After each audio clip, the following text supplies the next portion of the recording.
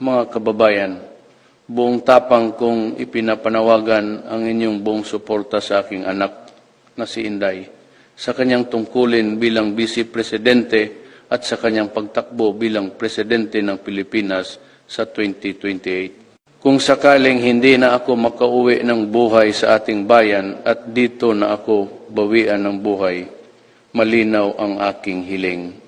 Ipaglaban ninyo si Inday at samahan ninyo siya hanggang sa tagumpay. Hindi ko ikukubli ang katotohanan habang nananatili sa kapangyarihan ang mga nagwasak sa aking dangal at kalayaan, wala akong pag-asang makabalik ng ligtas sa Pilipinas.